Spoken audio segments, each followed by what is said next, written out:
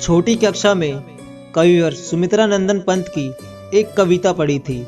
मैं नहीं चाहता चीर सुख, मैं नहीं चाहता चीर दुख, सुख दुख की आंख मिचोनी, खोले जीवन अपना मुख।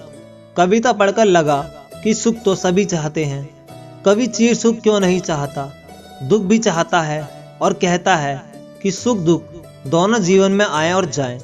यह रहस्य कुछ समझ में नहीं आया था, सुख के साथ दुख भी क्यों चाहिए।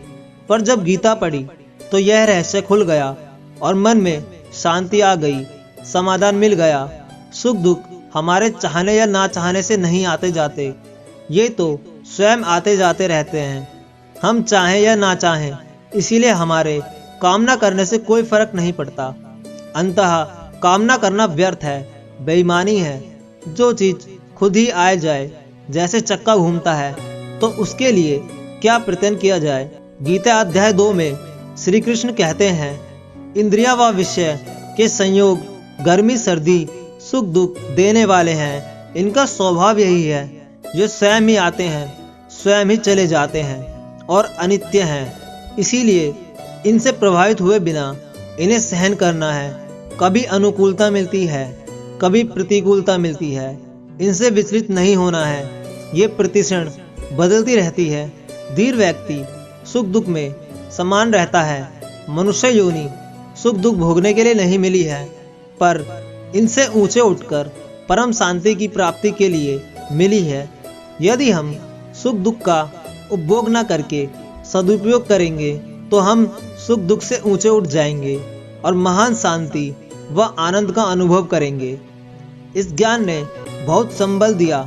कड़े से कड़ा दुख आ पड़ने पर भी बिना विचलित हुए धैर्य से उसे सहने की शक्ति मिलती है कि यह दिन भी बीत जाएगा। अब सुख का आना दूर नहीं है, अंधकार है तभी प्रकाश भी है। दुनिया में हर चीज का द्वंद्व है, जोड़ा है। जैसे सिक्के के 2 पहलू होते हैं, इस तरह की सोच से सिर से बड़ा भार उतर जाता है और हल्का महसूस होता है। हमें कुछ नहीं करना है, जो स्वभाव नियत कर्म है आसक्ति रहित हो उन्हें करते रहें। भगवान का स्मरण करें और युद्ध भी करें, अर्थात अपना कर्तव्य कर्म करते रहें।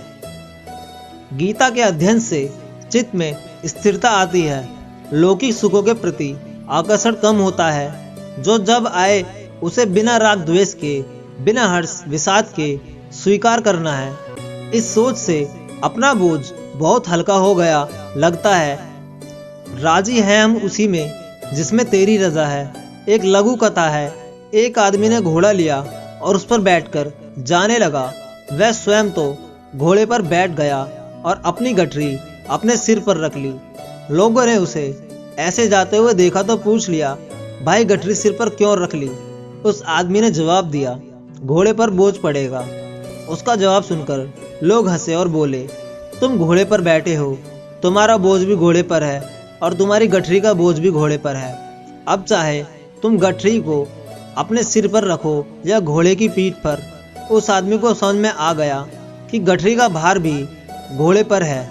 भगवान सबकी कुशल क्षेम का भार उठाए हुए है और उसी के अनुसार व्यवस्था करते रहते हैं। हम जो करते हैं वह शक्ति भी उसी की है, हम केवल निमित्त मात्र हैं। उसी की शक्ति से सब परिचालन हो रहा है।